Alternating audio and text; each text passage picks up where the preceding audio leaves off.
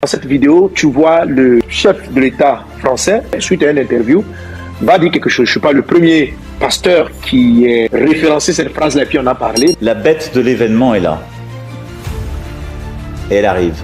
Notre génération doit savoir que la bête de l'événement est là. La parole de Dieu est puissante, elle libère, elle délivre. Et sur cette chaîne, nous partageons cette parole qui nous vient de Dieu, une parole de Dieu et présentée par ses serviteurs, ses servantes qu'il a choisis.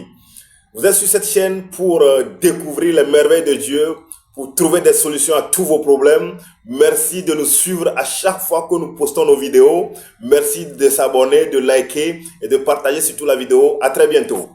Profonde sur ce qu'est mon pays, ce qu'est notre Europe. Je ne dis pas d'être expo noirci. Ce qu'est le cours du monde idéal à mes yeux, qui est fait de liberté, de coopération, d'entraide, d'amitié entre les peuples au sens profond du terme. Et après, je crois que notre génération doit savoir que la bête de l'événement est là. Et elle arrive.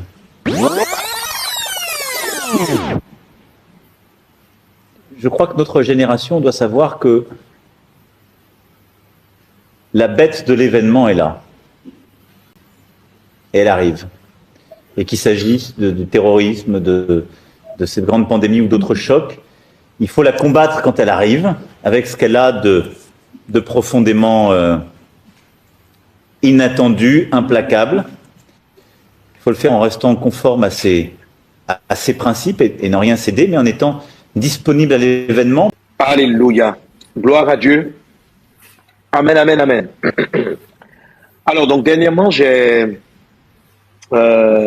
suis revenu, j'ai fait une édition spéciale prophétique sur cette déclaration qui date de 2021. Je l'avais écoutée à l'époque et je l'ai ramenée ces jours-ci pour vous décrire l'environnement, pour te décrire l'environnement prophétique dans lequel l'année 2023 va se positionner et les 7 années qui vont arriver entre 2023 et 2030. 2023 et 2030, on aura donc une forme de saison d'accroissement profond du mal, de certaines circonstances, mais en même temps, là où le péché a abondé, la grâce a surabondé. Ok? Alors là, dans cette vidéo, tu vois le chef de l'État français, qui dans cette vidéo, je dis qui date de 2021, suite à une interview, va dire quelque chose. Je ne suis pas le premier pasteur qui ait référencé cette phrase-là et puis on a parlé, mais je reviens là-dessus. Je dis ça date de 2021. Ok? Donc, dans la phrase là, il dit, il faut que notre génération comprenne que la bête de l'événement, tant attendu ou tant annoncé, est là. Il faut que notre génération comprenne que la bête de l'événement, tant attendu, la bête est là. La bête est là. Alors, il ne faut pas faire, vous qui écoutez, comme si rien n'a été dit. Lorsque quelqu'un est élevé en position d'autorité, chef d'État, dans les pays les plus puissants au monde, ou chef d'un État, il est très souvent prophétiquement inspiré à dire des choses. On voit, les gens étaient assis en train de planifier la mort de Jésus, quand un des souverains sacrificateurs a dit, il est préférable qu'une personne meure pour que tout le reste du peuple soit sauvé. Et la Bible dit qu'il était en train de prophétiser. Il était en train de prophétiser. La Bible dit, étant souverain sacrificateur à cette époque, il a dit ceci-là par l'esprit de la prophétie. Donc, dans une causerie négative, dans le sens où les gens étaient en train de voir comment tuer Jésus, le souverain sacrificateur a donné, selon lui, un conseil, parce qu'ils étaient en train de dire que si on n'arrête pas Jésus, Rome va massacrer Jérusalem, les Romains vont massacrer Jérusalem, donc il est préférable de livrer Jésus, même s'il est juste, pour que le peuple soit sauvé. Mais derrière cette phrase était caché le fait que Jésus-Christ allait mourir pour l'humanité entière. Donc, les gens élevés en dignité, en autorité, ont des esprits prophétiques, je vous l'avais dit dans les cours, qui font que Dieu les utilise pour décrire des situations. Et ici, en tant que chef de l'État français, le président Macron a été utilisé prophétiquement pour annoncer des choses actuelles et des choses à venir pour annoncer un événement. Alors, ce qu'il est en train de dire, la bête de l'événement. Donc, il fait référence à une bête dont on a plus ou moins déjà entendu parler. Quand vous voyez la phrase, la syntaxe de la phrase, c'est comme s'il dit la bête de l'événement est là. Un peu comme tu dis pas à quelqu'un, ah, je vais vous expliquer d'abord ce que c'est qu'une bête de l'événement. Il dit la bête de l'événement est là. La bête de l'événement est là. Donc, il décrit une situation existante déjà, ou bien quelque chose dont on avait déjà entendu parler. Ok, la bête de l'événement est là. De quelle bête s'agit-il? Le seul passage où, selon nos écritures, qui nous parle de la bête d'un avènement, c'est ce que dit la Bible, la bête. La Bible nous parle de la bête. Amen. La Bible nous parle de la bête qui est une image de l'Antichrist, ok? Qui est une image de la manifestation de l'Antichrist. Donc, et il dit donc la bête de l'événement est là parce que c'est la bête qui est attendue, ok? Et on va voir cela donc parlant rapidement donc de cette bête dans les livres d'Apocalypse.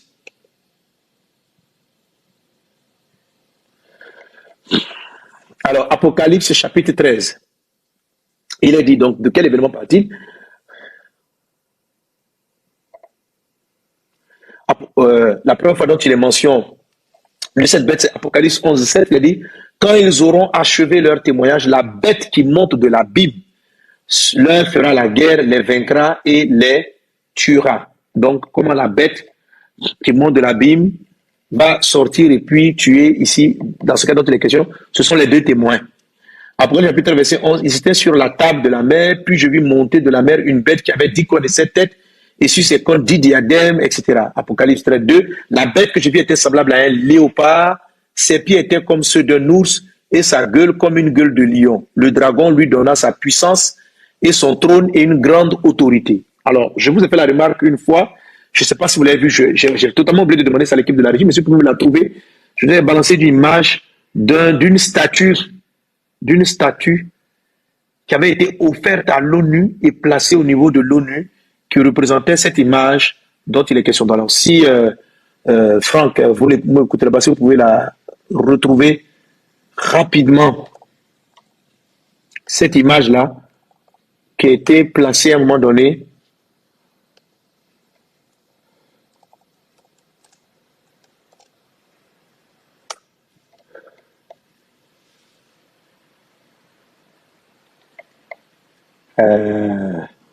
Si vous pouvez trouver ça.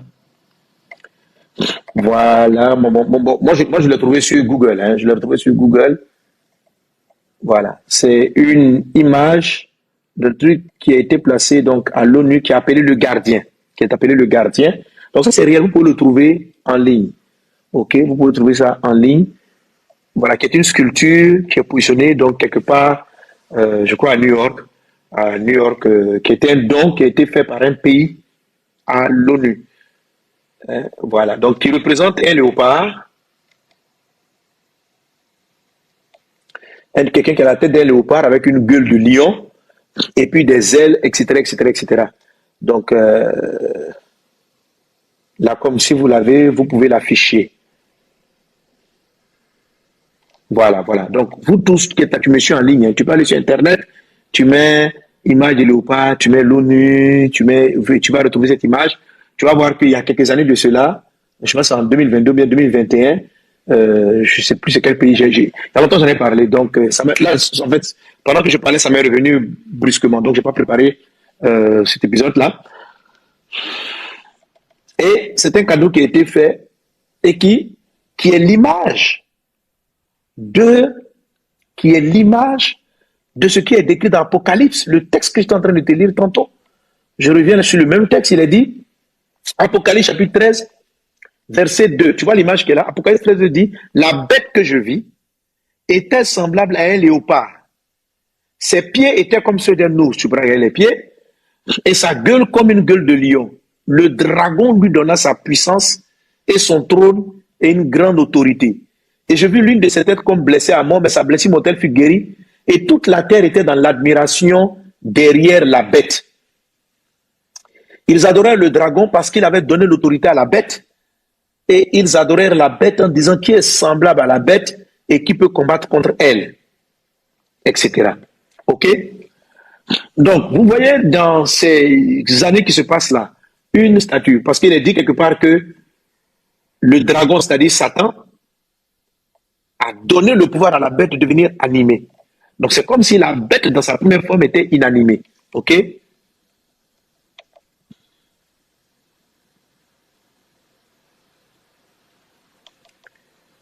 Voilà. Et puis après, bon, il y a une deuxième bête qui va apparaître en Apocalypse chapitre 13, verset 11. Il dit, puis je vis monter de la terre une autre bête qui avait deux cornes semblables à celle d'un agneau et qui parlait comme un dragon. Donc, vous voyez un peu ces différentes choses qui peuvent paraître comme des circonstances banales, mais qui ne le sont pas. Qui ne le sont pas.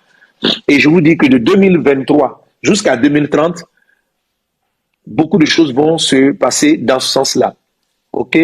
Alors, donc, le président Macron va dire donc que la bête de l'événement. Donc, les passages qui nous parlent de cette bête, c'est Apocalypse chapitre 11, verset 7, on l'a décrit, puis beaucoup Apocalypse chapitre 13. OK? Donc, il nous parle de la bête. Il dit la bête est là. Et il va citer différentes formes de manifestation de cette bête-là. Il va dire que ce soit la pandémie, que ce soit un ensemble de choses qui se produisent. Il dit que ce sont des manifestations de cette bête. Mais il est dans l'esprit de la prophétie. Et puis il nous dit, il nous faut la combattre. Il nous faut la combattre. Donc, ce n'est pas qu'il dit, il faut nous soumettre. Donc moi, je prends ce message-là comme étant, alléluia, que l'Église doit combattre l'atmosphère que veut engendrer la bête. Elle est là, elle est déjà opérante.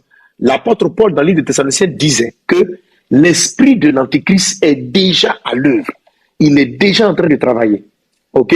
Et de quel esprit s'agit-il? Il s'agit d'abord de l'esprit transportant ces deux informations importantes. Et tout ça, ça va t'aider à savoir te positionner spirituellement par rapport aux années à venir. Donc, tout ce qui a la guerre en Ukraine, qui aura pour but, donc la bête a été blessée, la guerre en Ukraine, la guerre en Europe, et ces différentes guerres-là vont essayer donc de repositionner l'Antichrist, le pouvoir de la bête, pour mieux diriger le monde selon ses désirs avant de se manifester plus visiblement. Donc quand on lit les passages d'Apocalypse, on comprend que le dévoilement de la bête va se faire par étapes. On aura d'abord l'influence spirituelle de la bête et après une manifestation visible et une manifestation physique.